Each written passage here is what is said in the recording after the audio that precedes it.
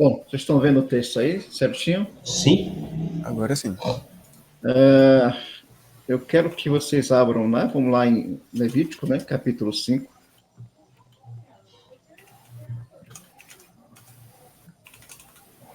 Levítico, capítulo 5. Nós vamos ver a partir do versículo 4. Amém? Vamos lá? Posso ler para vocês aí? Por favor. Amém. Diz o seguinte, Levítico 5, a partir do versículo 4, diz o seguinte, olha, ou quando alguma pessoa jurar, pronunciando temerariamente com seus lábios, para fazer mal ou para fazer bem, em tudo que o homem pronuncia temerariamente, com juramento, ele for oculto e souber depois, culpado será numa destas coisas.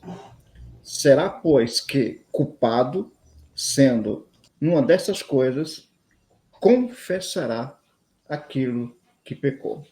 Bom, o capítulo 5 de Levítico fala acerca do pecado da consciência, dos pecados abstratos. Agora, os pecados abstratos, eles são vamos dizer assim, um dos piores pecados que nós cometemos diante de Deus, que é a nossa consciência. Porque o nosso verdadeiro ser, todos nós sabemos, já estamos cansados de ouvir isso, é o nosso ser interior. E esse ser interior, somente Deus tem acesso. Nenhum outro homem, em relação a outro homem, tem acesso a essas informações. Somente Deus. Agora, esse tipo de pecado é a causa, na maioria das vezes, de nós não sentirmos alegria na presença do Senhor. É a chamada consciência pesada. Né? No versículo 4, vai falar acerca de um hábito comum entre nós homens, todos nós aqui estamos incluídos, que é o jurar precipitadamente. Né? É fazer juramentos, fazer promessas e não cumprir aquilo que sai em nossa boca. Isso é uma coisa, diante de Deus, seríssima. Há vários textos nas Escrituras nos alertando sobre isto.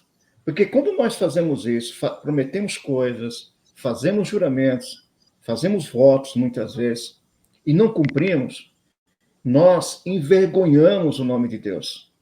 Porque sempre quando nós vamos jurar, nós juramos em nome de Deus ou em nome de alguém superior. Então, quando nós fazemos isso e não cumprimos aquilo que sai da nossa boca, é um pecado tão comum entre nós, a questão de jurar e não cumprir, ou falar uma coisa e fazer outra, né? Por exemplo, Jesus conta a parábola dos dois filhos, né? Que o pai chega para um filho e fala, filho, vai trabalhar no campo. Aí o filho fala, eu vou, pai. Aí disse que ele não foi. Aí ele chegou para o outro e disse, olha, filho, vai trabalhar no campo. Ele falou, não vou. Aí se arrependeu e foi. Claro que, quando ele vai encerrar essa parábola, ele vai dizer que o filho, aquele que prometeu não ir, mas se arrependeu e foi aquele que agradou a Deus. Né? Que ele se arrependeu, ele viu que estava errado e foi trabalhar na fazenda do pai. Então, o capítulo 5 de Levítico trabalha nessa área dos pecados abstratos. É um pecado íntimo que está, assim, que somente Deus tem esse acesso. E é muito perigoso o falar da nossa boca e não cumprir aquilo que sai da nossa boca. Né? Eu reconheço que durante a minha vida eu já fiz muita bobagem de falar coisas e terminando não cumprindo. Né? E depois que eu conheci as Escrituras, recebi a Cristo como meu Salvador, quando me acontece isso, graças a Deus, eu fico com a consciência muito pesada. Né? Mas eu confesso para vocês que ainda não consegui me dominar completamente, né? Porque Paulo chama isso de autocontrole, a capacidade de você controlar o que sai da sua boca, porque o falar nas Escrituras é muito sério. A gente leva tudo na brincadeira, nós estamos tão acostumados a falar demais que nem percebemos que muitas vezes estamos cometendo pecado. E as Escrituras nos alertam muito.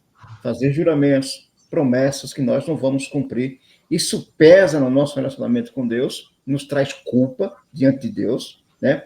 E essas culpas, como diz aqui o texto, precisam ser confessadas. Claro que na época a pessoa reconhecia o seu erro, né? Que errou, prometeu e não cumpriu, e procurava se acertar com Deus. Só que é o seguinte, quando ele ia se acertar com Deus, havia, né, não só acertar-se com Deus, mas uma multa, né, era crescida. Quando ele fazia isso, né, se pronunciava de uma forma temerária, de qualquer forma, prometia e não cumpria, havia, além de oferecer o sacrifício para se ajustar com Deus, né, para se aproximar de Deus, havia necessidade de pagar uma multa, né, tanto pobre como rico. Nós vamos ver no texto mais adiante, né? Porque se ele não fizesse isso, ele ficava com um sentimento de culpa, e aqui é o fantástico das Escrituras. A culpa de pecados não confessados e votos não cumpridos diante de Deus pode nos causar, olha só, doenças psicológicas, irmãos. Por isso que muitas vezes tem pessoas dentro da igreja que nunca estão felizes, porque muitas vezes falta a confissão dos seus pecados, da culpa, de coisas que prometeu e não cumpriu, de juramento que fez e depois se arrependeu, né? Olha, abram suas Bíblias aí, vocês estão vendo aí, Salmo de Davi, capítulo 32, está na tela de vocês aí? Sim, está na tela, pastor. Agora veja o que a culpa ou o sentimento de culpa causa na nossa alma, né? Aqui Davi é acerca do pecado dele com Betseba, mais um salmo de confissão. Veja o que aconteceu com Davi enquanto ele não confessou a culpa do seu pecado diante de Deus. Vamos lembrar, já falei em aulas anteriores, Davi tentou agradar a Deus com sacrifício, Deus não aceitou, né? E no Salmo 32, ele vai nos revelar o que aconteceu com ele enquanto ele não confessou. E o que é fantástico nesse salmo, nós estamos falando sobre a Corban Hashem, a oferta pela culpa, que muitas doenças psicológicas que atingem, né, fisicamente o nosso corpo, pode estar ligado a esse tipo de pecado, né, tão comum entre nós, que é o falar demais e não cumprir aquilo que sai da nossa boca.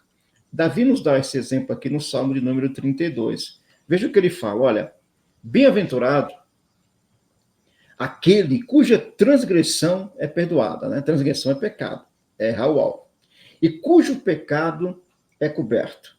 No versículo 2, bem-aventurado, presta atenção agora, o homem a quem o Senhor, Yahvé, não imputa maldade, em cujo espírito não há engano. Ele está falando do pecado da alma que ele cometeu. Ou seja, que feliz o homem que Deus não imputa pecado, né? Que em cujo espírito ou alma não há engano. Porque uma consciência pesada e não confessar aquilo que Deus está cobrando de nós através da nossa consciência é engano. Engano de quê? Engano, estamos enganando a nós mesmos, né? Olha, veja o que aconteceu com ele. Olha, enquanto eu me calei, ou seja, escondeu o pecado dele com Betseba, envelheceram os meus ossos pelo bramido em todo dia. Olha, porque de dia e de noite a tua mão pesava sobre mim, e o meu humor se tornou em sequidão de estio, ou seja, a não confissão da culpa do seu pecado, da sua consciência pesada com Deus, trouxe para Davi, né, doenças físicas, tirou a alegria da salvação em Deus, né? Ele se tornou em sequidão de estio, como um deserto seco diante de Deus, né? Aí em seguida ele diz o seguinte, olha, confessei-te o meu pecado e a minha maldade não encobri. Dizia eu, confessarei ao Senhor as minhas transgressões, e tu perdoaste a maldade ou a culpa, né, do meu pecado, Acham.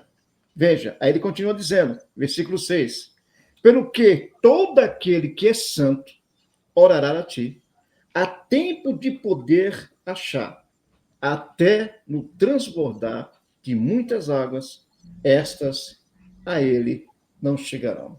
Então, muitas vezes, para nós recuperarmos essa alegria de servir a Deus, de estar na presença dele, irmão, é necessário uma luta intensa com você mesmo, né? Enquanto não confessar, enquanto não confessar diante de Deus as nossas culpas, nós podemos até ficarmos o quê? Doentes, né? A ira, Paulo diz que é fruto da carne, o desejo mal, né? A maldade contra o outro, pensamentos maus, é pecado diante de Deus, não confessados.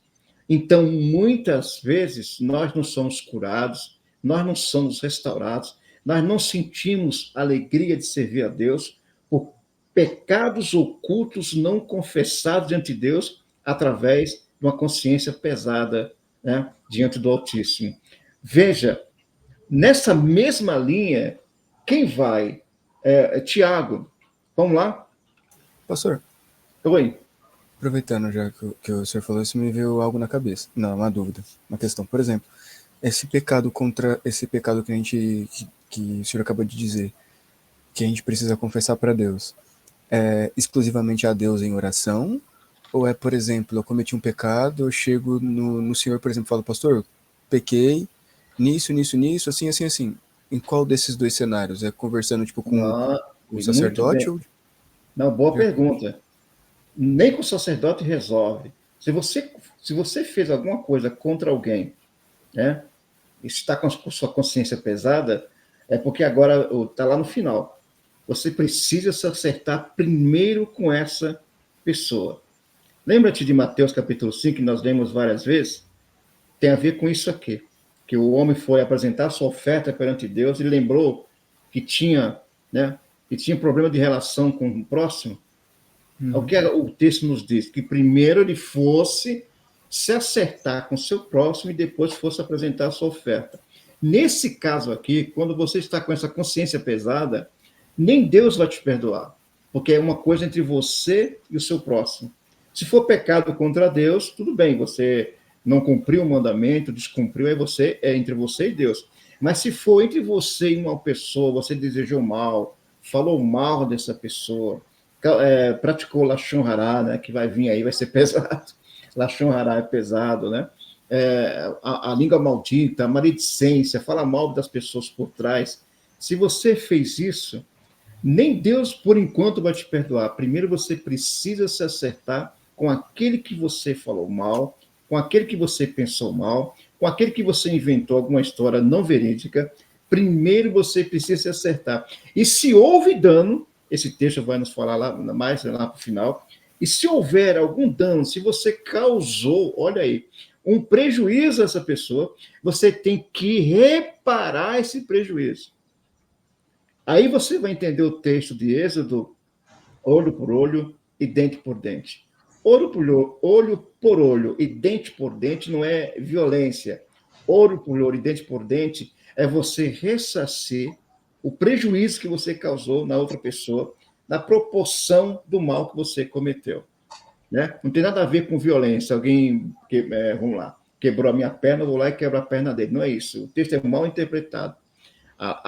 Olho por olho e dente por dente é você ressarcir um prejuízo que você causou a outra pessoa. Porque é muito comum no nosso meio, infelizmente, né? Eu já presenciei muito isso, você destruir o caráter de uma pessoa, falar mal de uma pessoa e não reparar o que você fez, né? Segundo as Escrituras, nesse caso aqui, você tem que ir perante uma comunidade e dizer, olha, irmão, eu cometi um pecado, minha consciência está pesada diante de Deus, eu quero estar bem com Deus, eu falei mal do fulano aqui, eu peço perdão. Tem que confessar perante a igreja. Paulo diz, olha, confessai o quê? Os vossos pecados uns aos outros, é o pecado da culpa, é Levítico 5 aqui, é a Acham. Quando nós falamos mal, quando maldizemos alguém, é necessário que esse pecado seja confessado perante uma comunidade, para que a pessoa reconheça que errou, para que a relação dela com Deus seja restaurada. Tudo isso hoje parece piada, parece uma brincadeira, mas isso é um ponto central da nossa relação com Deus. Quando nós fazemos isso, quando nós maldizemos alguém, quando nós falamos mal de alguém, nós temos que, perante a congregação, a comunidade da nossa parte, reconhecer o meu pecado, se ajustar com ele, e se eu causei-lhe algum prejuízo, eu tenho que reparar e sair. Não é só pedir perdão, ou, meu amigo, me perdoa, não. Se teve algum prejuízo, é preciso reparar esse prejuízo. Mas se foi o caráter da pessoa, você vai ter que ir com as pessoas que você falou mal e desfazer tudo o que você fez e pedir perdão também. Uau. A Thaisa está com a mão levantada, pastor. Oi? A Thaisa está com a mão levantada. Para falar, Thaisa. Peraí, deixa eu entrar aqui então, perdão. É que eu não estou vendo vocês aqui na tela. Não, fica tranquilo. É que eu tava, que surgiu uma dúvida também, nessa questão de pedir perdão e tudo mais. E quando a pessoa não tem essa sensibilidade, pastor? Tipo, para ela sempre tá tudo certo, tá... Se foi falado, foi falado alguma coisa, algo que machucou outro irmão, e para ela já não tem essa sensibilidade. Como a gente pode trazer isso? Olha, tem um livro antigo que é um ensino prático que os discípulos deram, principalmente para os gentios, né? Que era uma cartilha simples, né, de relacionamento entre irmãos. É o didaquê, que é didático, né? Significa didática no grego. É instruções didáticas. Nas Santas Ceias era comum os irmãos que tinham diferenças ir à frente, confessar os seus erros e pedir perdão não só ao irmão ao qual ele ofendeu, mas perante a comunidade, para que a relação com ele fosse reconstruída. Então, é isso que nós deveríamos fazer hoje, né? Se eu cometi alguém, se eu falei mal de uma pessoa e não estou me sentindo mal, eu sinto, preste bem atenção, isso aí quando uma pessoa tem sensibilidade espiritual. Eu sinto que a minha relação com Deus não está boa, é o meu dever perante a comunidade reconhecer o meu erro, pedir perdão para essa pessoa e pedir perdão para a comunidade, para que a comunidade, como um corpo, me permita voltar à minha relação normal com Deus e a minha consciência fique livre, né? Porque pecados externos é fácil. Agora, pecado da consciência, pecado secreto, é uma relação entre você e Deus, mas se você prejudicou o próximo, não adianta você orar para Deus. Deus, me perdoe que eu fiz mal com meu irmão. Não, primeiro você se reconcilia com ele. É o que diz Jesus em Mateus capítulo 5. Primeiro você vá, se reconcilie com ele e depois volte e apresente a sua oferta perante Deus. É isso aí. Você entendeu? Amém, pastor. Entendi sim. Obrigada, viu? Isso. Paulo diz aí, irmãos, perdoai uns os outros. Se há alguma coisa entre vós, né? Como se diz, se reconcilie. Não permita que essa divisão entre vocês impeça o agir de Deus, porque a falta de reconciliação entre os irmãos impede até o trabalhar de Deus. E Tiago vai mais longe. É um texto bem conhecido, mas as pessoas não prestam atenção em alguns detalhes. Vamos voltar lá no texto? Pastor, enquanto você localiza o texto, aí me trouxe a lembrança Jacó, né? Sim. Né? Porque o que é relacional, né? O que a gente relacionalmente com o nosso irmão precisa resolver, Deus ele não faz pela gente, a gente tem que resolver. Não. Né? Então, Jacó deu toda aquela volta, viveu o que viveu, mas quando ele teve que ir até a presença do irmão dele, né, e relacionalmente pedir perdão para ele por aquilo que ele fez. Sim, se reconciliaram, e aquela revolta do seu irmão, Esaú, se transformou em choro, né? Você viu que quando Jacó se antecipa, reconhece a sua falha, né? E o homem que vinha com espírito violento, de repente ele se desmancha. Quebrantado. Choro, se abraçam. Agora, você não é obrigado a conviver com a pessoa que você tem um relacionamento difícil com ela, né? Você reconhece seu erro, pede perdão, você não é obrigado a conviver com ela. As escrituras não obrigam você a conviver com ela. Sim. Você vê que Esaú convidou Jacó para ir com ele, falou, não, olha, você vai para o teu lado, eu vou para o meu, né? Tudo bem, estamos em paz agora, né? Eu tirei o peso do meu coração em relação a você, então vá em paz que eu vou para o meu caminho aqui. Né? Você não é obrigado a conviver com uma pessoa que para você é um difícil relacionamento com ela, mas o que você não pode é denigrir, né, aos outros a imagem dessa pessoa, porque você está cometendo um pecado grave, que é o pecado da Lashon Hará. E Lashon Hará, né, é grave diante de Deus, é um pecado imperdoável perante Deus, enquanto você não se reconciliar com o seu próximo. Então, você veja que nós temos problemas sérios, né, nas nossas congregações, porque isso é uma coisa praticamente normal, essas dissensões, essas brigas, essas discussões de bastidores, de um falar mal do outro, nós já temos convivência com isso, infelizmente. É uma coisa praticamente normal. E por isso que muitas vezes, Deus não pode agir da forma que Ele quer agir no nosso meio, porque está faltando essa reconciliação. Assim como Cristo nos reconciliou com Deus, para quê? Para que nós pudéssemos, através de Cristo, sermos reconciliados com Ele. Paulo fala em 2 Coríntios, no ministério da reconciliação. Sim. Cristo nos reconciliou com Deus, para que nós pudéssemos nos reconciliar com o nosso próximo. Baruch Hashem. Então, o ministério de Cristo é um ministério de reconciliação. Né? Agora, veja, Tiago, abram aí as escrituras aí. Vamos lá. Tem a ver também com sentimento de culpa. Deixa eu entrar aqui. Vamos lá. Ó. Veja o seguinte, Tiago, capítulo 5, a partir do versículo 12, olha. Diz o seguinte, olha, falando sobre juramento, mas sobretudo, meus irmãos, não jureis, nem pelo céu, nem pela terra, nem façais qualquer outro juramento. Não faça isso de uma forma, né, irresponsável. Mas que a vossa palavra seja sim, sim, e não, não, para que não caiais em condenação. Uma coisa seríssima. A coisa é séria. Não faça juramentos precipitados, coisa que você não vai cumprir, ou não fale mal, né, do seu próximo de uma forma irresponsável.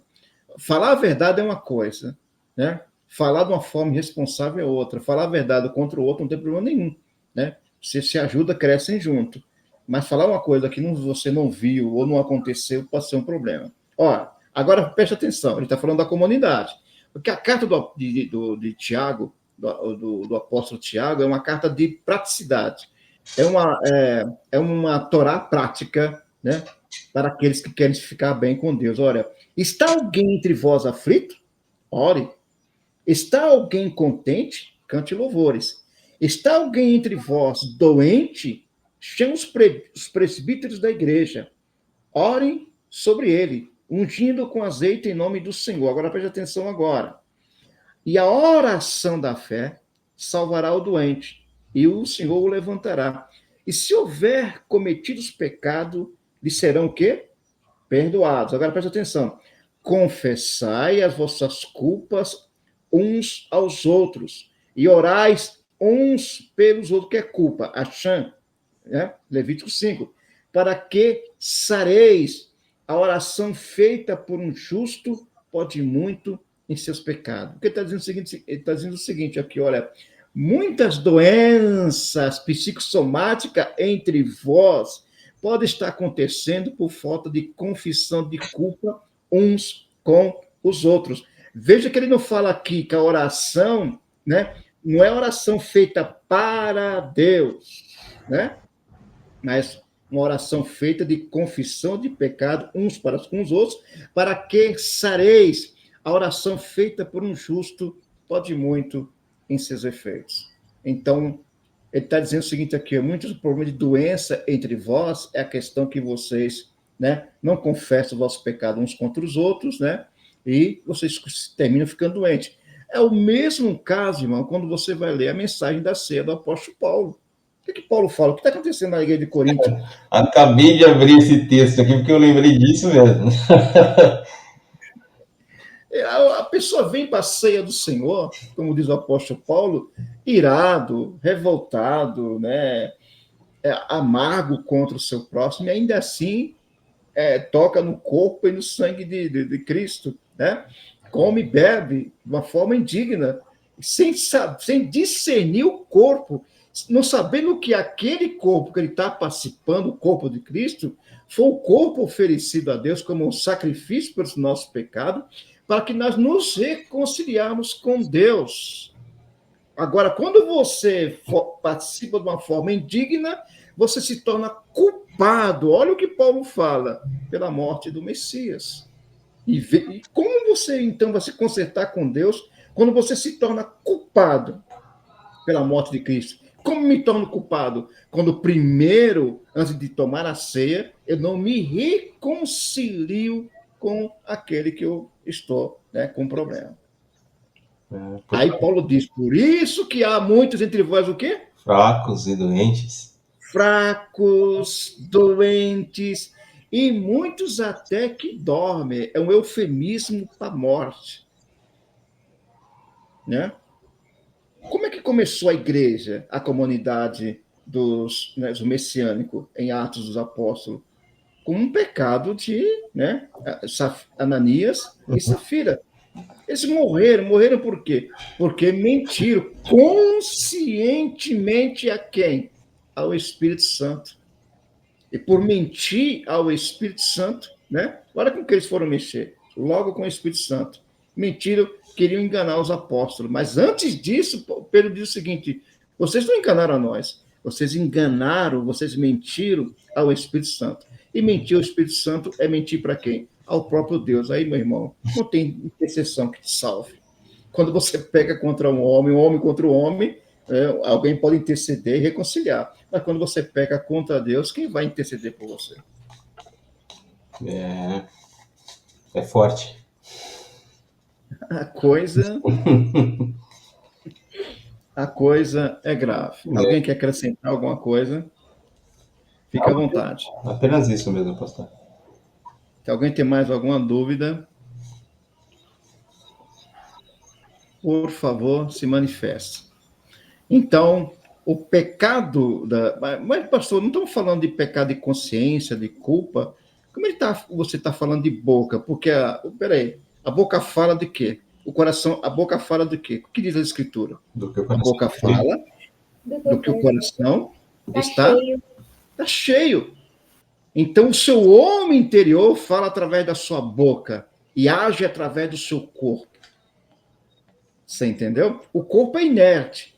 O corpo só age, a boca só vai falar, que é o físico, aquilo que está dentro de você. Então, é por isso que a Bíblia condena o falar demais. Por exemplo, Eclesiastes, capítulo 5. Vamos lá em Eclesiastes, por favor.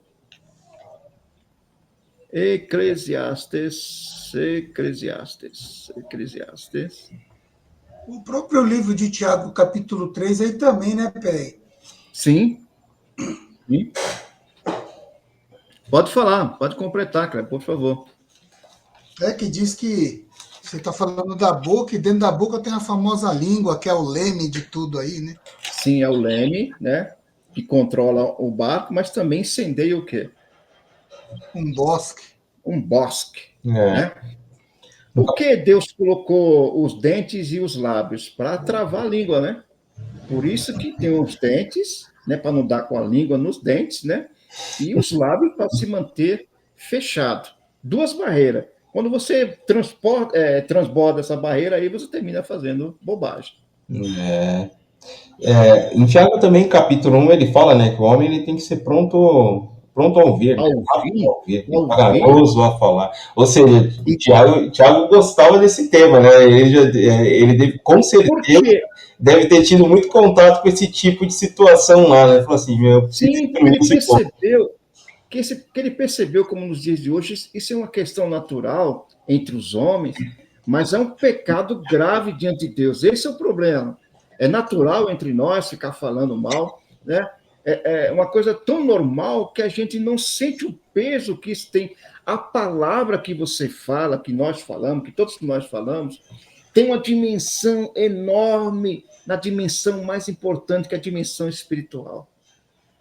Tem reflexo, irmão. Tudo que você fala tem reflexo no mundo espiritual e no mundo físico.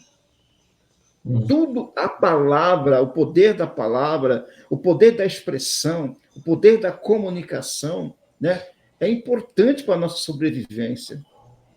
Se você só fala mal, uma pessoa aborrecida, então, só fala coisas, pessimismo, desânimo, você está doente espiritualmente, precisa reconhecer isso.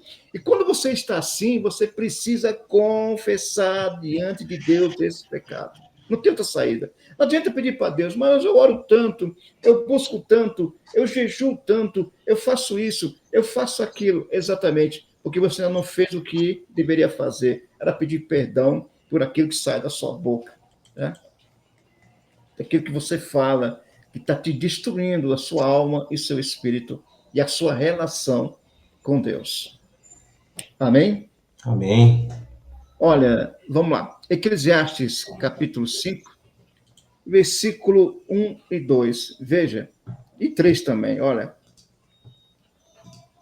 O 4 também tem a ver com o que nós estamos falando hoje. Muito bom. Vamos lá. Diz o seguinte, olha. Guarda o teu pé quando entrares na casa de Deus. Inclina-te mais a ouvir do que a oferecer sacrifício de tolos, pois não sabem que fazem mal. Ou seja, a precipitação do falar. Não te precipites com a tua boca, nem no teu coração interior se apresse a pronunciar palavra alguma diante de Deus, porque Deus está nos céus e tu estás sobre a terra, pelo que sejam poucas as tuas palavras, ou seja, seja responsável até no seu falar com Deus, porque da muita ocupação vem os sonhos, e a voz do tolo da multidão das palavras. Quem é o tolo nas Escrituras? É aquele que se precipita com seu falar. A diferença entre o sábio e o tolo é o falar demais. O sábio fala aquilo que é devido ou necessário. O tolo ultrapassa todos os limites. Olha, quando a Deus fizeres algum voto, que é juramento, não tarde em cumpri-lo, porque não se agrada de tolos, e o que votares, paga-o. Melhor é que não votes do que votes e não pagues, né? O grande ensinamento aqui é o seguinte, olha, Deus não tem amnésia. Os homens têm amnésia, até se esquecem, mas Deus não esquece, né? Deus fará você lembrar de tudo que sai da sua boca. Então, o mais rápido possível é necessário que nós confessamos nossas culpas, né? Esses doulos que nós cometemos no nosso falar e não cumprimos muitas vezes, do que ficar com isso e a nossa relação com Deus ficar prejudicada. Amém? Olha o que diz o versículo 6, olha. Não consintas que a tua boca faça pecar a tua carne, mais uma vez aqui, relacionando aquilo que sai de dentro de mim com doenças físicas, certo? Não digas diante do anjo que foi erro. Foi sem querer querendo. Foi sem querer querendo. A síndrome do Kiko, né? Porque a razão se iraria a Deus contra a tua voz, de sorte que destruísse a obra das tuas mãos. Ou seja, Deus pode até nos punir, o que é obra nas nossas mãos, né? As nossas realizações, nossos desejos, né? E muitas vezes, por não confessar esse tipo de pecado, do falar demais, né? Com a nossa língua, Deus muitas vezes nos pune, prejudicando os nossos esforços diante dele, né? E vou tomar assim apressadamente, porque algum dia, Deus não, Deus hoje não pune, não. Esse negócio de ter Deus que pune é o Deus do Antigo Testamento, né? Vai brincando, né? Porque Jesus, por exemplo, vamos lá, acerca desse assunto também, do pecado da culpa, vamos lá em Mateus capítulo 5. Mateus capítulo 5. Deixa-me ver aqui. Capítulo 5, vamos ver se é esse aqui. Ah, sim, é esse mesmo, capítulo 5. Vamos lá. Mateus, capítulo 5. Olha, vamos lá. Mateus 5, a partir do versículo 27, diz, olha, ouviste que foi dito aos antigos, não cometerás adultério. Eu, porém, vos digo que qualquer que atentar numa mulher para a cobiçar, já em seu coração cometeu adultério com ela. Ou seja, não é questão de um olhar, mas uma questão de você atentar com cobiça pelo corpo de uma mulher. Não é questão de olhar para uma pessoa. É você, no seu coração, na sua consciência, manipular os seus pensamentos no sentido de cobiça em relação àquela mulher. Então, tem a ver também com o pecado da culpa. Você se torna, mesmo que você não pratique o ato, mas para Deus é como você tivesse cometido, né, um pecado grave diante de Deus. Vamos lá. No mesmo texto, agora vamos partir para o versículo 33, olha o que diz aqui, olha. Outro sim, e veja, ele está citando aqui Levítico, outro sim ouviste que foi dito aos antigos, não perjurará, ou seja, não fará juramentos, né, precipitados, mas cumprirá os teus juramentos ao Senhor.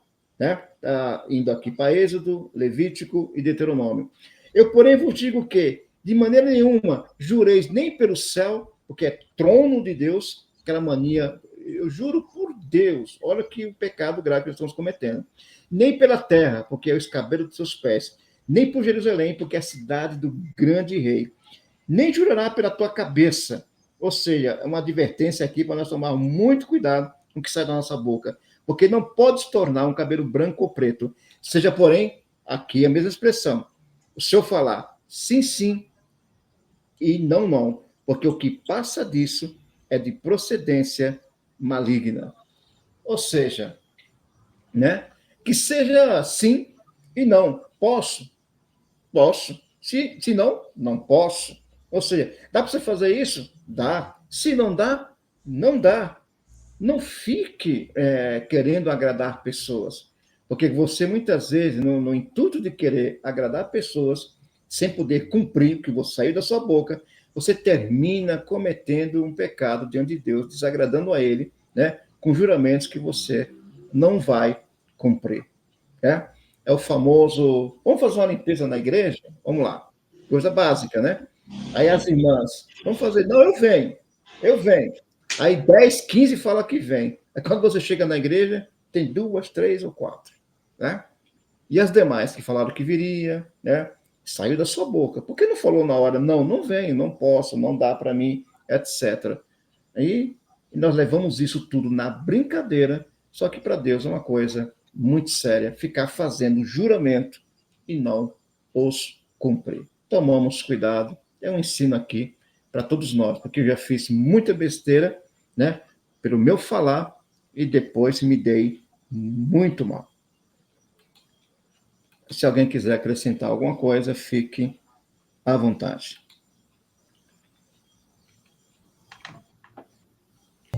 Esse é um cenário recorrente, né, pastor?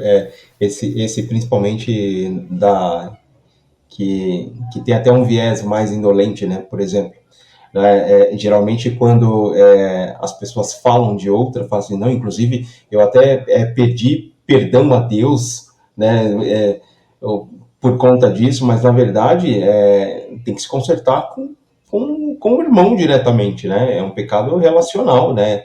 Exatamente. Deus não tem nada a ver com isso naquele momento, né? Ele tem que se consertar. É um pecado que Deus não perdoa, porque você e seu irmão. Você entendeu? Se resolva com ele.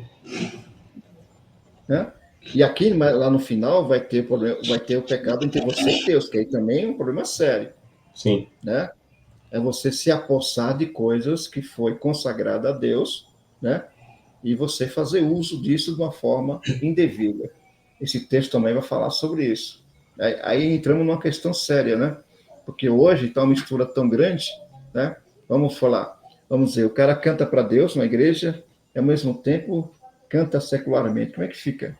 esse negócio. Deus é um Deus que tem ciúme, certo? Exato. Qual é a característica de um ciúme, de uma pessoa ciumenta? Ela quer só para si. Ela quer dedicação exclusiva para si. Essa é a essência do ciúme. Sim. E Deus é um Deus que tem ciúme. Ele não divide, né, aquilo que é dele, né, com o mundo, com a cultura, como muitos têm feito hoje, e diz que é tudo normal. Por isso, quando você prega a Bíblia mesmo, a coisa complica, cara. A coisa complica e as pessoas geralmente fogem. Não quero saber disso, não. Só que eu já vou repetir para você. Ignorância não é virtude alguma, né? Ignorância não é virtude. Tentar escapar da realidade é melhor você conhecer do que ser condenado, mesmo não querendo conhecer. Deus não vai te dar, não tem o culpado como inocente. A coisa é muito séria. É isso aí. Kleber, quer acrescentar alguma coisa? Gui, Thaisa? Me lembrou que eu tinha que fazer um exame de sangue hoje de manhã e eu falhei. Olha. Eu tô quietinho, só apanhando aqui, tem muito a aprender ainda. Eu também, só aprendendo. Eu falei para a Daniela que eu ia, não, eu vou, amanhã eu vou. Chegou de manhã, aquele frio danado, a coberta me abraçou e não deixou eu levantar. Mas esse é um cenário recorrente. Por exemplo, né, Kleber, esse exemplo que você deu, né, é algo que você falou, talvez você tinha até a intenção de ir, mas, né, tinha ali, tava dúvida ali o entendimento, no seu caso.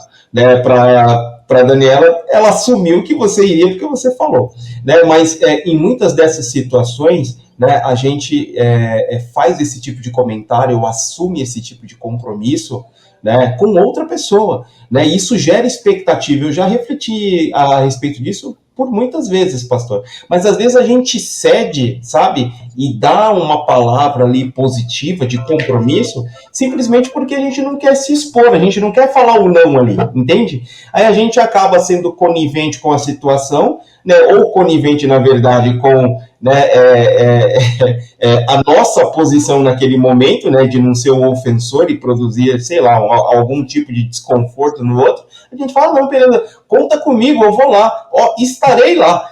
E aí você nunca aparece. Né? Um irmãozinho na igreja tá passando irmão, você vai em casa orar por mim? Não, eu vou lá, pode ter certeza que eu vou lá, e nunca mais apareceu lá. Já gerou um compromisso, gerou a expectativa no coração do irmão e envergonhou o nome de Deus, porque além de tudo, né, o irmão está contando com você como alguém que representa Deus naquele momento. Então, assim, é algo que quando você para refletir, né, por mais que você quis ser bonzinho naquele momento, né, você pecou de várias formas, né, deixou a desejar de várias formas, né, impactou não só a pessoa, mas inclusive, né, o nome de Deus, né, que é quem você está representando naquele momento. Exato. E, por exemplo, quantas vezes, né, durante os cultos, né, durante no domingo, né, a gente falava, irmãos, vem para o culto de doutrina, de ensinamento, um monte levantava as mãos, não, eu vou estar aí. Nunca estavam, por incrível que pareça, nunca estavam. Mas o motivo é esse mesmo, né? De repente não se comprometer em dar um não ali, de repente causar algum tipo de desconforto, fala, eu vou. Só que tá pecando duas vezes, né? É isso aí. Vamos lá, podemos seguir, dar continuidade? A gente vai avançar no texto. Vamos lá. Vou colocar aqui de novo, vamos voltar à Bíblia. Rapaz, agora, de novo lá no... Essa aqui tá complicado hoje, viu? Peraí. Tá estreito. Hoje tá estreito. Já volto. Vamos lá. Nós falamos assim, eu vou aqui para o versículo 5, né? Diz o seguinte, olha. Será, pois, que culpado, vamos, né? A gente já leu isso aqui, agora vamos para o versículo 6. E sua expiação trará ao Senhor pelo seu pecado, que pecou, uma fêmea de gado miúdo, uma cordeira ou uma cabrinha pelo pecado. Assim, o sacerdote por ele fará expiação do seu pecado. Então, quando a pessoa cometia esses delícias, né, ou reconhecia que a sua consciência estava pesada diante de Deus, ia lá e oferecia um sacrifício a Deus para se reconciliar com Deus. Você percebe que o pecado ele sempre nos traz prejuízo, né? O pecado sempre traz prejuízo. O pecado tem um preço. É aquilo que Paulo falou.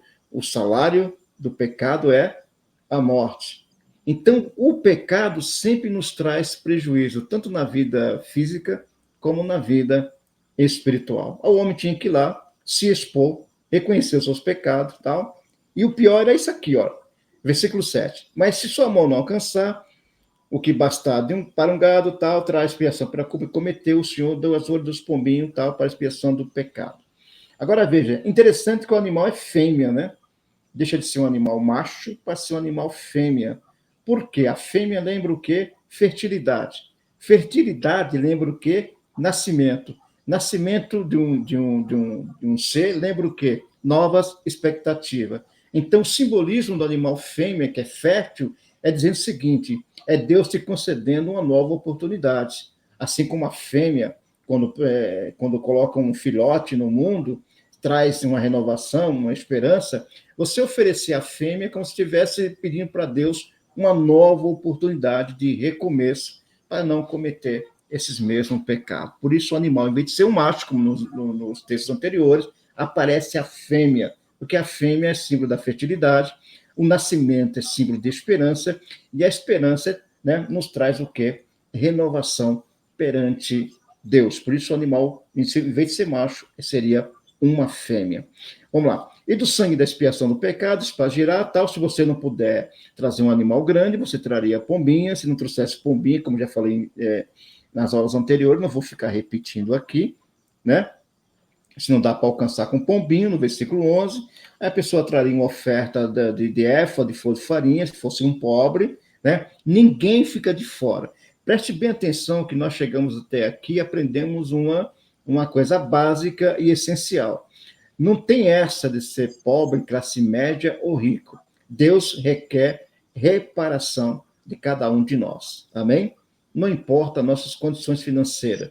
Ninguém pode se apresentar diante de Deus de mãos vazias. Amém? Vamos lá. E trará o sacerdote, agora vamos para o versículo de número 13. Eu não vou ficar repetindo aqui as questões do sacrifício, que nós já falamos em aulas anteriores. Se você quiser dar uma paradinha aí, você vê aí com vocês mesmos. Vamos lá, versículo 13. Não, 14, perdão. Vamos para o 14 agora, para ver se a gente adianta o texto. Olha, ele continua falando sobre as ofertas que nós já falamos em aulas anteriores. Versículo 14. Agora, e falou o Senhor a Moisés, dizendo, agora aqui, quando alguma pessoa cometer uma transgressão e pecar por ignorância nas coisas sagradas ao Senhor, então trará ao Senhor, por expiação, um carneiro sem mancha do rebanho, conforme a sua estimação em ciclos de prata, segundo o ciclo do santuário para expiação da culpa. Assim, restituirá o que ele tirou das coisas sagradas e ainda mais acrescentará o seu quinto e o dará ao sacerdote. Assim, o sacerdote, com o carneiro da expiação, fará expiação e ser-lhe-á perdoado o pecado. A questão aqui é o seguinte: quando alguém se usufrui ou se beneficia de uma coisa que pertence a Deus, algo que foi consagrado a Deus, e essa pessoa tira proveito disso, né? E, de repente, ela reconhece que cometeu essa falha, além de confessar o seu pecado, né?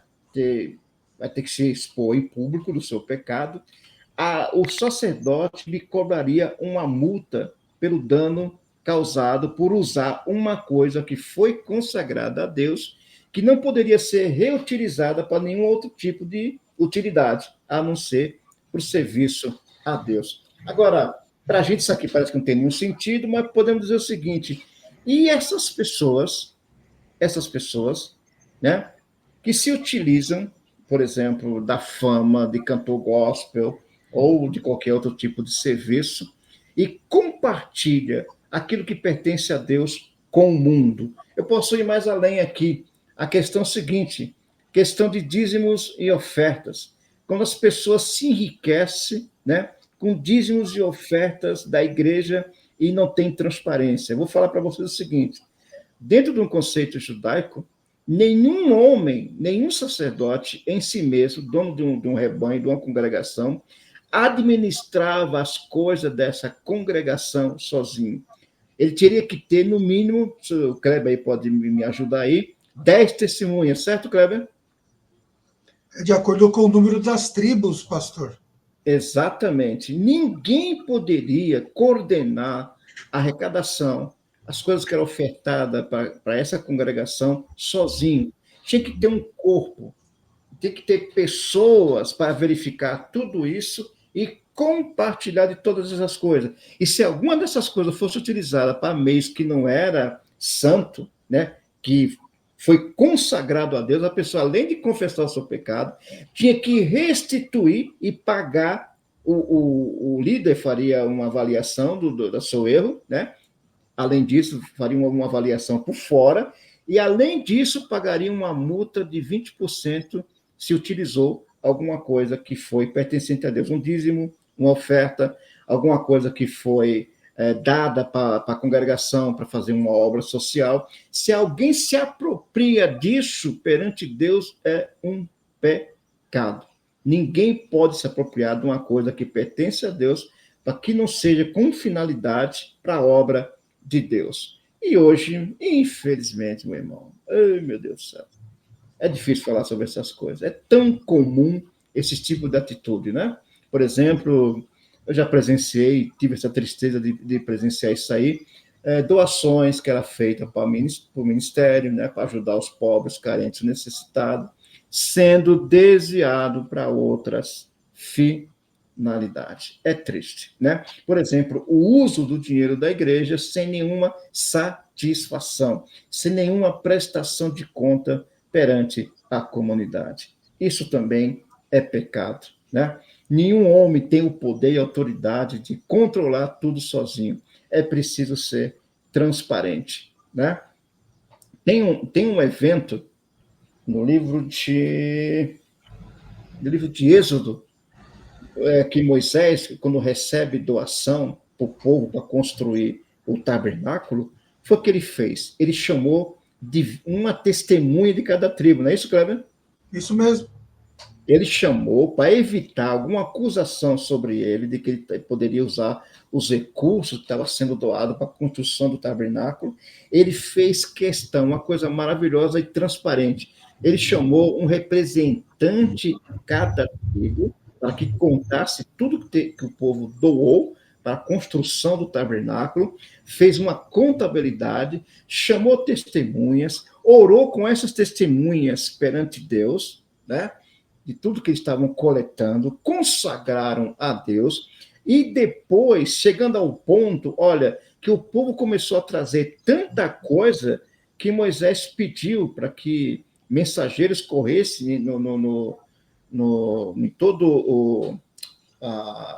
meu Deus, fugiu o nome agora, a toda a congregação, né, a todo o arraial, dizendo que não precisava mais, porque o que trouxeram já tinha sido o suficiente. Dá para imaginar essas coisas hoje? Dá para imaginar isso aí? Isso se chama o quê? Transparência e honestidade com as coisas de Deus. Moisés não falou, não, olha, vocês já deram demais, agora nós vamos fazer a contabilidade disso. Mas não foi Moisés, isso que a honestidade do homem de Deus. Moisés falou, não, chama os representantes de cada tribo e eles façam a contabilidade, eu vou ficar de fora disso, para que depois alguém não tentar me acusar que eu estou usando aqui o que pertence a Deus. Isso é a atitude de um líder verdadeiro. E aí, o que vocês acham? Além de tudo, o Tzedakah sendo também, né, ele sendo consagrado, né, depois de tudo isso. Sim. Ajuda aos pobres necessitados. Ele consagrou tudo a Deus e mandou que os responsáveis de cada tribo olhassem dentro das suas tribos, aqueles que estivessem necessitados. Maravilhoso isso aí. que estavam necessitados, e eles fossem lá, e eles mesmos distribuíssem entre eles as coisas que deveriam ser feitas corretamente, para que não houvesse nenhuma acusação de alguém tenha fraudado ou pegado alguma coisa que não lhe pertencia. E aí, qual a opinião de vocês? Esse é um conceito claro de comunidade, né? Como ela deveria ser. Né? Quando a gente fala de comunidade, e a igreja é uma comunidade, né? Para ser funcional, ela deveria ter esses requisitos. Né? Então, avaliando a palavra que a gente entende, né? E enxerga o quão distante muitas vezes a gente está, né? Do que Deus, né? Pretende, né? E tem como premissa para estabelecer uma comunidade. Né? Então, enfim, né? Sabendo disso, né? Ou seja, isto posto, como que a gente resgata, né? esta origem, a não ser pelo aprendizado da palavra, sabe? Então, assim, tudo aponta para a palavra. Né? Essas perguntas que é normal a gente fazer, né? Quando a gente vê essa disparidade, né? Essa distância entre o que deveria ser e como está hoje, né? Como que a gente resgata? Eu acho que a Thaisa fez essa pergunta aqui lá no início. Mas como que a gente faz para resgatar, né? Essa pessoa que de repente não é tão sensível ao perdão? Discipulado, né? Eu acho que a gente precisa transmitir. Oi? É muito importante, realmente. Muito importante. A gente precisa discipular, sabe? A gente precisa ensinar, transmitir. Né? Eu vejo desde Gênesis, pastor, Deus muito preocupado em transmitir. Olha, pais, transmitam para os seus filhos, transmitam para a próxima geração. Gente, transmite, fala de mim, celebra as festas. Né? Lê a palavra com seu filho no caminho, fora dele, parado, lê a palavra. Então, assim, ensinar. Eu vejo Deus sempre muito preocupado em gerar cultura, sabe? Não só ensinar por ensinar, mas gerar cultura. Uma nação, um povo, sabe? Que com mente única, que entenda o que é e execute. Né? Então, assim, hoje infelizmente, está tudo muito fragmentado. Né? A igreja teve influências das mais diversas, né, Kleber? Desde Roma, Constantino, passando por mudança de calendário e inúmeras outras coisas. Então, assim, hoje a gente vive uma realidade distante daquilo que deveríamos viver. Né? E é difícil, né, dar esse cavalo de pau e voltar para a origem. Mas eu entendo, pastor, que isso precisa ser feito de forma diligente, de pouquinho em pouquinho, né, com grupos menores, com grupos maiores, mas de algum ponto a gente tem que partir. Caso contrário, a gente está jogando a toalha, e é isso que eu não quero, sabe? Então, quero aprender cada dia um pouquinho, tenho certeza que os irmãos que também se reúnem aqui têm essa mesma mentalidade, né? E vocês e você, pastor Antônio, que está capitaneando, também tem essa mentalidade, por mais que às vezes seja custoso, né, ter ali um grupinho menor, mas né, eu acho que formar 1, 2, 3, 4 é missão cumprida nesse contexto, né? Porque daí esse 1, 2, 3, 4 que aprende consegue transmitir, que é exatamente a essência daquilo que Deus, né, colocou no coração do povo hebreu quando eles saíram ali do Egito, né? Qual é a essência de Deus em tudo isso? É o testemunho perante o mundo. Porque o testemunho de nós, igreja, meu irmão, está triste. Né? Qual é a ideia de pastor que o mundo tem? Que eles são espertos, são malandros, ficam ricos, tiram dinheiro dos trouxas, né? Um monte dos pobres que sustenta toda essa pirâmide, né? Com seus dízimos, suas ofertas, não tem transparência, não faz questão de ter transparência. Né? Eu já ouvi muitos soberbamente dizer, não, você dá para mim, eu cuido. Depois que tiver na minha mão, é problema meu, você não tem nada a ver com isso. Cara, aonde está isso nas Escrituras? Aonde está? Onde está a transparência? Né? Onde está a contabilidade disso aí? O que acontece? Né? Por exemplo, nas sinagogas tem 3 tipos de oferta. Tem a tzedakah, tem o dízimo, e tem as contribuições voluntárias, por exemplo, para arrumar a igreja, serviço da igreja. Né? A tzedakah é a justiça para os necessitados, para manter os ministros. E tem também ofertas, por exemplo, voluntárias, que chamam ofertas voluntárias, são 3 tipos. Para arrumar, fazer reparo no templo, né? Arrumar uma parede, pintar, comprar cadeiras. é tudo contabilizado, né?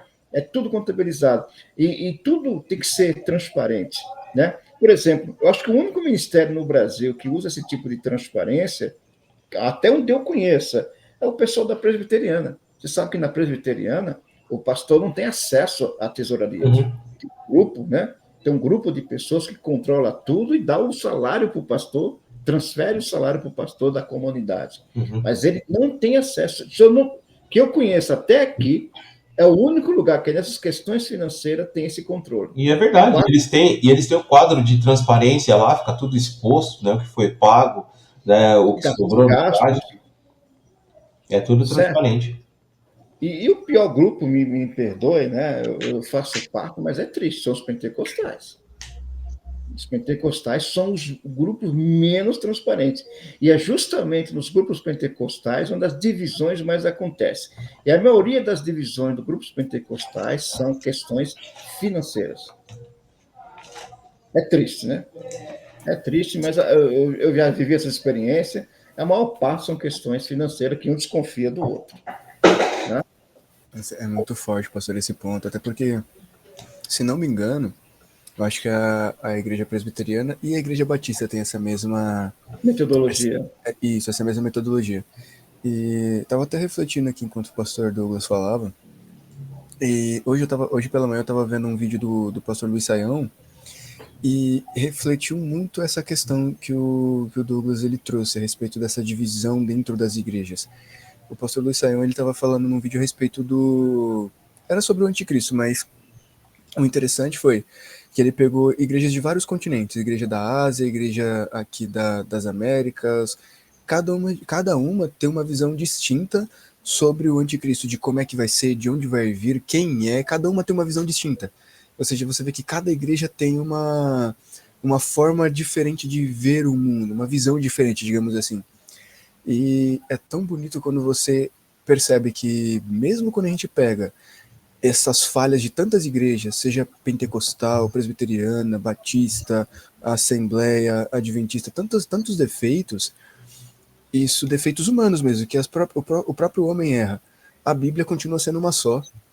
Mesmo que o homem ele acaba tipo pegando a palavra de Deus, fazendo para si uma interpretação própria, a palavra de Deus não muda. A palavra de Deus conseguiu permanecer inerrante em todos esses séculos, mesmo com tantas denominações tomando para si, digamos assim, a verdade. Pode ser que em suas interpretações cada denominação pode estar certa em alguns pontos, pode, mas ainda assim a gente vê que tipo na palavra de Deus não tem divisão.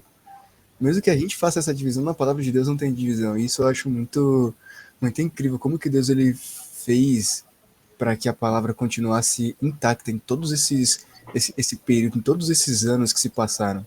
Nossa, é muito tempo de história. E o Saião está se aproximando cada vez mais do messianismo, né, judeu. Pelas mensagens dele ultimamente, ele tem falado algumas verdades aqui que nós discutimos até aqui, né? Ele tem se aproximado. Por quê? Por que Saião está se aproximando do messianismo judeu? Ele está viajando muito para Israel. Ultimamente ele tem feito muita viagem e tem se aprofundado no estudo do hebraico, né? Das línguas originais, das escrituras. E parece que ele está dando um up assim na mente dele, que ele está vendo como é que está a coisa, como a coisa está feia. Sim. Né? Pegar a filosofia que está na Bíblia, Pé.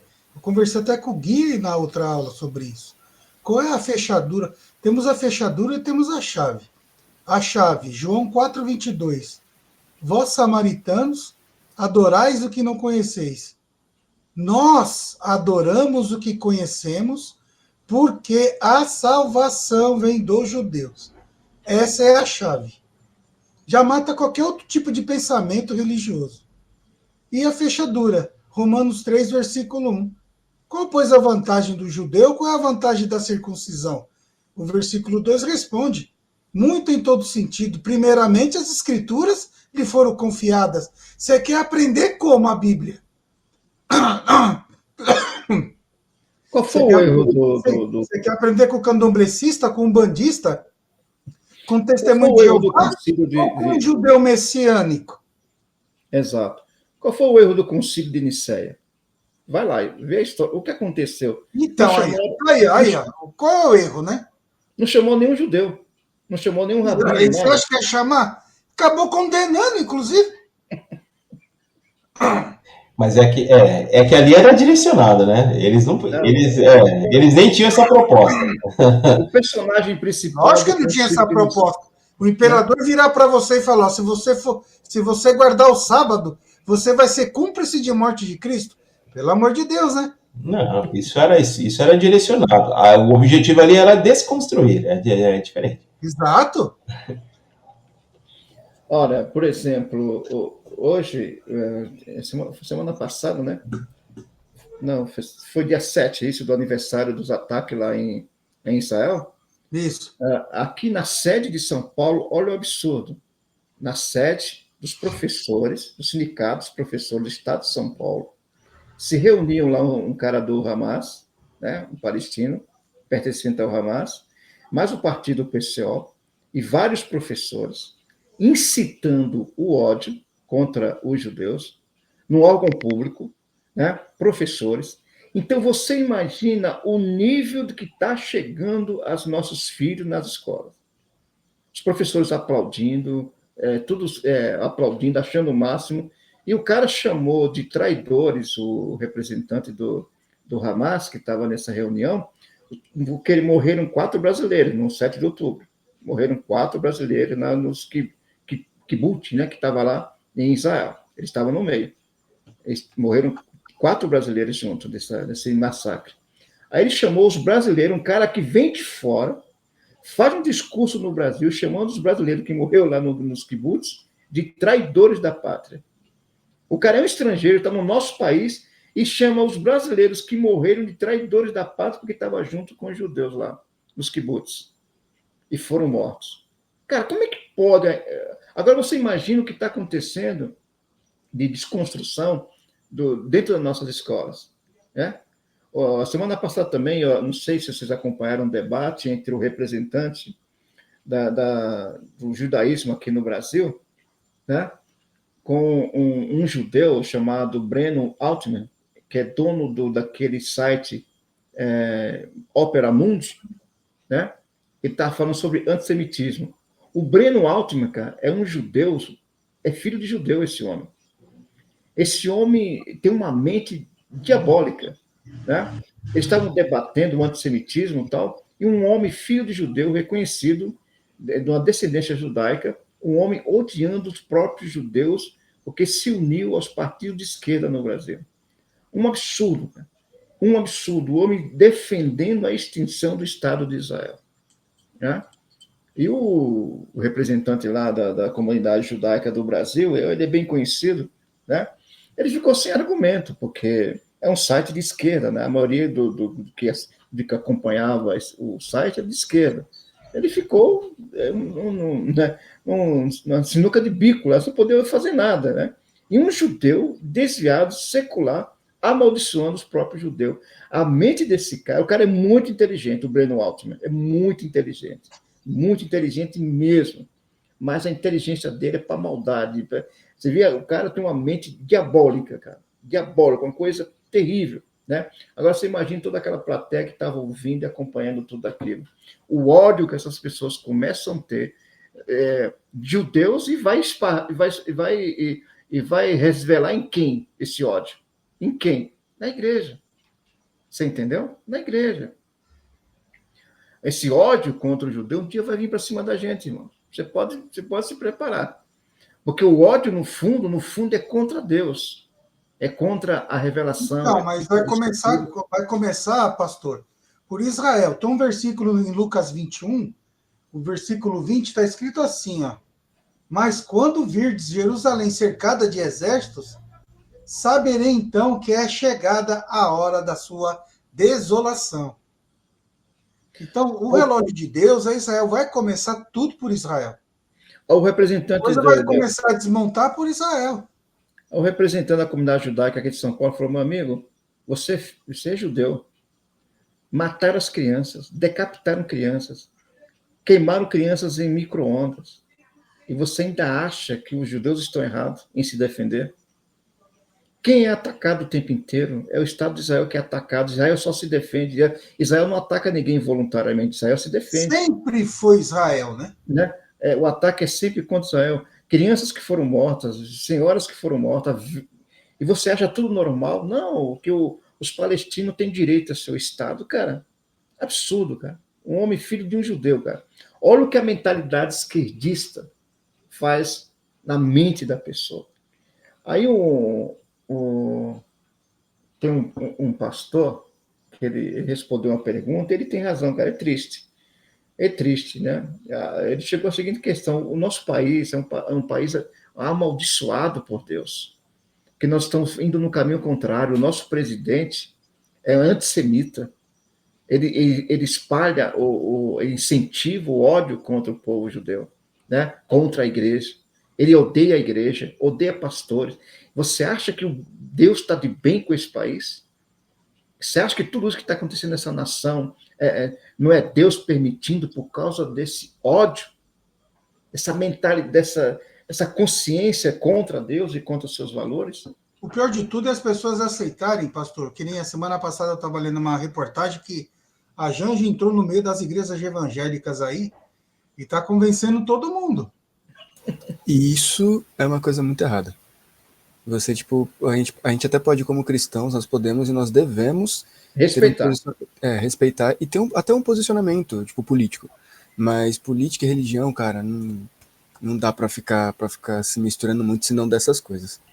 É uma vergonha deixar com a mulher dessa faça um discurso numa igreja. Como é que pode, né? Mas essa é a ferramenta do nosso inimigo, vamos falar assim, para desconstruir, pastor.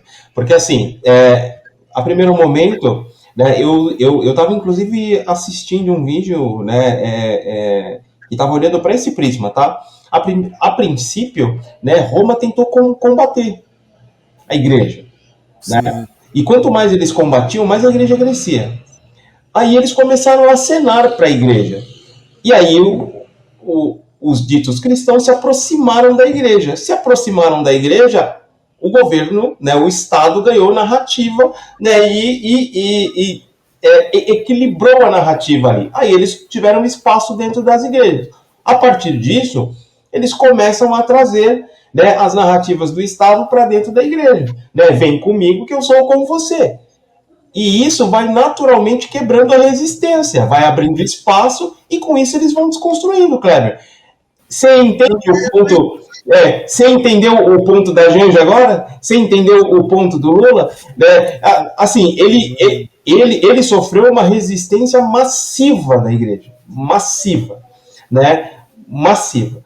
Mas aí a nossa primeira-dama apareceu cantando hino. É só ofertar. Né? A nossa primeira-dama apareceu cantando hino de louvor. Né? Aí ela agora começa a ir na igreja, e aí, né, tudo vai ficando sensibilizado e o espaço vai se abrindo. A ideia deles é desconstrução, Kleber. Né? A gente precisa sim, Gui, concordo contigo, ter posicionamento. E outra, ficar alerta, né, e não ser suscetível a esse tipo de coisa, porque é exatamente nesse ponto que a história se repete. Amém, Amém, pastor, amém. Gui, quer falar alguma coisa? Eu ia, mas senão a gente vai ficar mais um tempinho nesse assunto, porque esse é um assunto muito fértil, porque esses dias eu sempre gosto muito de estudar um pouquinho sobre a Bíblia, sobre a história da Bíblia e tudo mais, e é muito forte esse ponto que o Douglas levantou, porque eu até estava ouvindo um podcast esses dias, que foi tocado nesse assunto, de que Roma antiga odiava os judeus cristãos ali na época, principalmente os cristãos, que eles estavam sendo muito perseguidos lá no período do primeiro século, porque chegou um ponto que Roma era um império, claro, Roma era um império, mas Roma era tão poderosa que, primeiro, para o império sobreviver naquele período, ele só conseguia sobreviver depois que ele conquistava um povo ele assimilava a cultura e a religião e os costumes do povo dentro dela mesma. Roma conquistava e assimilava, conquistava e assimilava. O único povo em que Roma conquistou, que ela não conseguiu assimilar, foi o povo judeu, que foi os judeus e os cristãos daquele período. E para Roma, aquilo era um traje, porque eles tentavam, quanto mais eles falavam, não, vocês têm que adorar os deuses romanos, os cristãos voltavam para ele e falavam, não, nem só por cima do nosso cadáver, você pode matar a gente, você pode torturar a gente, mas a gente não vai se dobrar. Pra gente, a gente respeita Nero, mas para nós o único rei é Jesus. E Roma odiava isso. Até que chegou um ponto onde veio a questão que o Douglas levantou, que Roma parou, Roma olhou e falou, tá, a gente tá batendo e não tá adiantando. Já que a gente tá batendo, e Vamos parece que juntar. quanto mais a gente bate, mesmo a gente sendo ruim... Mas eles crescem. Exatamente, não tá dando certo, eles estão crescendo mais, vamos tentar levar na conversa. E aí, onde chegou nessa situação em que Roma tentou, na verdade, Roma conversou, digamos assim, envolveu o povo para literalmente conseguir levar o povo na conversa e trazer o povo para perto. Aí foi quando conseguiram fazer isso e encontrar uma brecha na igreja. Aí A brecha é o dinheiro, Gui. A brecha é o dinheiro, ué. Sim, mas é muito pesado isso. E até juntando em outra questão também, que esse tipo de situação acarretou tanto desgosto, tanta chateação com o povo contra Deus, que eu também estava vendo um outro podcast esses dias. Vamos ver esses podcasts, principalmente de debate. Eu gosto bastante. Teve um até que ficou em alta esses dias, não sei se o senhor chegou a ver, pastor. Um cristão contra 25 ateus. Sim. Tássio Licurgo. Isso. Nossa, eu achei... Esse homem aí não conhece muito, não. Mas ele é ex-ateu. Mas é bom que ele é ex-ateu, entendeu? Sim. Eu gostei muito por conta que desse debate, as maiores críticas que as pessoas levantaram não era tipo dúvidas em relação a Deus e a Bíblia. Eram mágoas que as pessoas tinham contra Deus. E tipo, ali você via que quanto mais as pessoas falavam, mais você via as mágoas que elas carregavam dentro de si contra Deus. Então a gente vê tipo, como o evangelho hoje ele tem se espalhado, mas de uma forma meio que manca, sabe? Porque as pessoas têm recebido, na verdade têm ouvido, mas não tem na verdade não.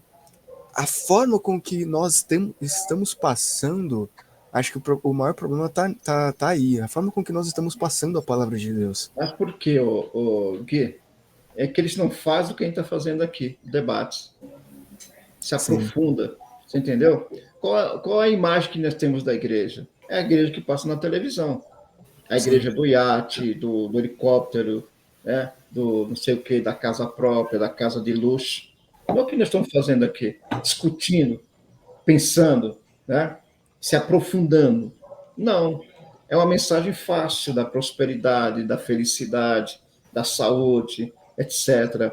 É isso que, infelizmente, a ideia que eles têm. Aí dentro das universidades, das escolas, nós somos detonados, que a imagem é essa. Isso vai revoltando as pessoas, entendeu? Até mesmo os filhos dos crentes, por exemplo, uma pesquisa da revista americana Cristianismo Hoje, né, que é Christian Today, né, diz que de cada 10 crentes, de filhos de crentes que vão para a universidade, 7 se desviam. Só 3 permanecem. Porque chega lá dentro, eles estão detonados, eles não têm o argumento sólido para defender a sua fé. Aquilo que o Pedro chama a atenção, diz, olha, vocês têm que estar preparados para quando as pessoas perguntarem acerca da sua fé, vocês terem argumentos para se defender, porque senão vocês serão destruídos. É o que está acontecendo hoje. De cada 10 que entram, jovens crentes nas universidades, 7, a maioria se desviam. 3 conseguem permanecer firme. Os demais se desviam. Aí muitos voltam, óbvio, depois de muito bater cabeça, terminam retornando. Mas quando as pessoas retornam, já está com a vida totalmente destruída, bagunçada, relacionamentos construídos de uma forma indevida, sofrimento, etc., doenças psicológicas, né? Mas por quê? Porque falta o quê? As igrejas ensinar a verdade. Conhecereis a verdade, e a verdade vos libertará. O problema da verdade, que muitos não querem ensinar, é porque a verdade confronta. E quando essa verdade confronta, muitos não querem ficar, muitos querem pegar sua malinha e, cair fora. Aí tem os interesses financeiros por trás dessas pessoas, aí fica esse lenga-lenga que nunca acaba, né? Porque falar a verdade, você pode ter certeza que você não vai ter uma plateia gigantesca. Você não vai ter plateia gigantesca. Você vai ter aqueles que gostam de ouvir a verdade. A maioria não gosta, desculpa. É duro falar isso aí, né? Mas é isso aí. A maioria não quer ouvir a verdade, quer ser iludido. E para iludir tem um monte de gente aí, né? Por exemplo, a BBC aqui do Brasil fez um documentário nas favelas do Rio de Janeiro, as gravações que os policiais pegam, né? Quando estão investigando o tráfico de droga, etc., tem a oração do tráfico. Os traficantes são donos de igreja já. Os caras vão vender as drogas, fazem até oração em nome do Senhor dos Exércitos. Né? Pedem proteção para que eles não sejam pegos, não sejam atingidos por balas inacreditável, cara. Meu Deus, cara. Pedindo proteção a Deus para que eles façam um bom serviço durante o dia. Né? Um bom serviço, meu Deus. A BBC divulgou, e a chamada do documentário era o seguinte: as igrejas e o tráfico unidos, por incrível que pareça. Olha. Os caras lavam o dinheiro através das igrejas, das pequenas igrejas que tem lá dentro das suas comunidades. Ainda faz oração. É isso aí, meu irmão, sua graça de Deus. Vamos lá. Então, hoje nós encerramos o Corban Acham, né? O pecado da culpa. Então, o que fica bem conscientizado para nós é tomarmos cuidado com aquilo que falamos. E se nós falhamos, reconhecermos nossos erros. Se reconhecermos nossos erros, procurar reconciliação, para que a nossa relação com Deus seja uma relação de paz e de alegria. E vamos aprender o seguinte: paz, alegria não é circunstância, é relacionamento com Deus, independente das circunstâncias. Isso nos traz paz e alegria no nosso coração, né? Mas para isso precisamos reconstruir esse relacionamento com a consciência pura diante de Deus, transparente, límpida, né? Para que como diz as Escrituras, o Satanás não tenha nada de que nos acusar. O nosso acusador não tenha nada de... Não tenha nenhuma carta na manga quando se apresenta nas regiões celestiais. Olha, eu tenho uma carta na manga aqui, ó. Né? Tem um segredo aqui, ó, tá? Né? Então, não vamos dar brechas para o inimigo e conhecer as nossas falhas, né? Realmente, nós temos um hábito de falar demais, principalmente quando estamos nervosos, agitados, discutindo, mas nós temos que procurar, pelo poder do Espírito Santo, esse equilíbrio, esse autocontrole que fala o apóstolo Paulo, para que nesse momento de decisão, de conflito, de diferenças, nós não falamos palavras tolas e não proferimos coisas que venham nos autodestruir. Não venhamos a sabotar a nossa própria consciência com Deus. Amém? Porque se há alguém que é perigoso, não é Satanás e seus demônios, somos nós mesmos. Se Satanás e seus demônios só agem se nós dermos a famosa brecha. E nós fecharmos as brechas, ele não vai ter do que nos acusar perante Deus, como fez com Jó, como diz o livro do Apocalipse, aquele que nos acusa de dia e de noite, não terá motivo de fazer isso contra nossas vidas, contra nossas casas, contra as nossas famílias. Amém? Amém, pastor. Vamos encerrar o capítulo 5 aqui. Os comentários estão abertos agora. Deu para aprender? Deu, tá dando para aprender bastante, pastor. Hoje a aula foi distribuído tapas por aí. Não, foi muito boa mesmo a resenha, a reflexão e principalmente o confronto, né?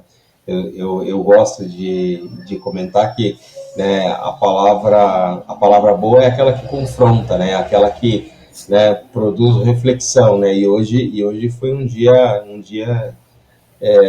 produtivo em relação a isso, porque, né, principalmente por essa questão, né? Muitas vezes, né, eu já me peguei, né, querendo ser bonzinho, né, assumindo compromissos que não eram verdadeiros, né? E isso é um pecado sem medidas, né? Porque sim, você gera expectativa no outro, né? E hoje, refletindo a partir da palavra, né, eu percebo o quão grande é o erro, né? Não é algo menor, né? Não é algo banal, né? Você está assumindo um compromisso e muitas vezes, né, esse compromisso envolve o nome de Deus, né? E isso é complicadíssimo. Então, né, às vezes é mais fácil que a outra pessoa fique decepcionada com o seu não do que você assumir um compromisso E não que não é verdade. Né? Ó, o livro de Jó faz um apelo a Deus desesperadamente. O que ele pede a Deus? Um advogado. Sim. Ele pede alguém que o defenda perante Deus. Né? Aí é o fantástico. Veja que como a Brit Hadashah completa tudo que aquilo que Jó pediu.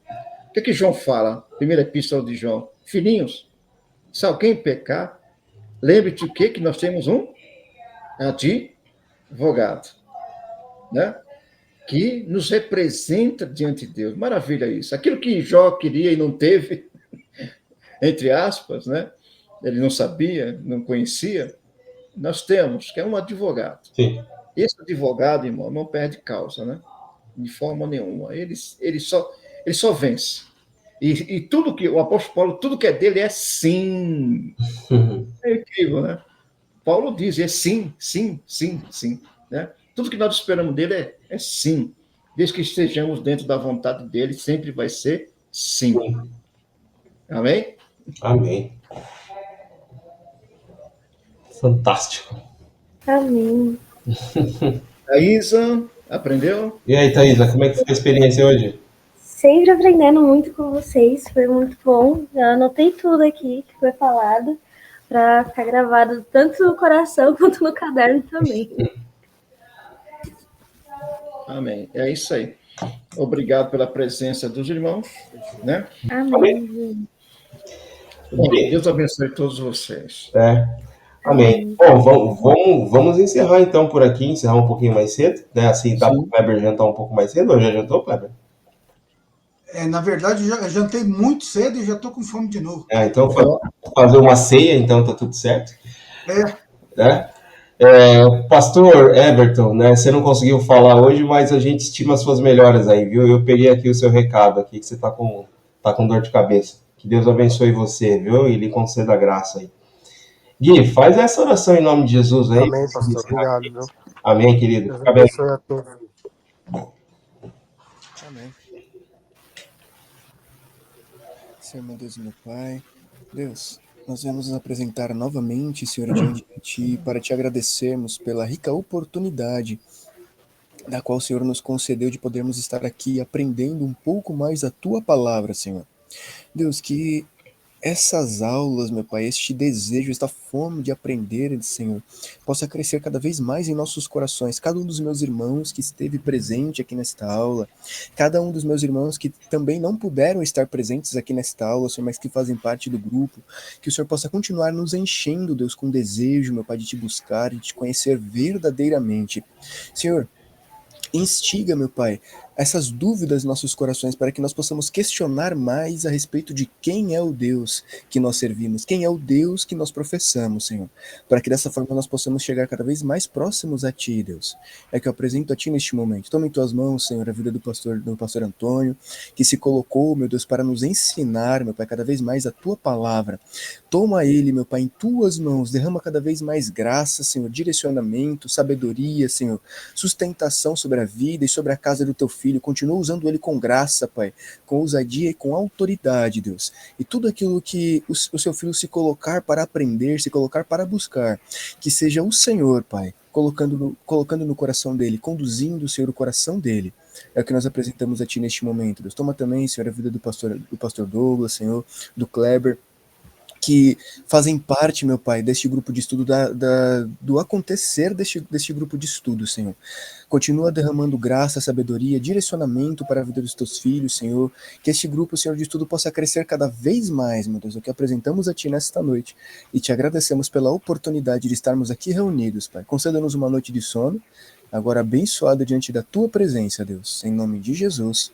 Amém, Senhor. Obrigado por essa oportunidade, Deus. Amém. Graças a Deus. Glória a Tov, Deus abençoe a todos vocês. Amém.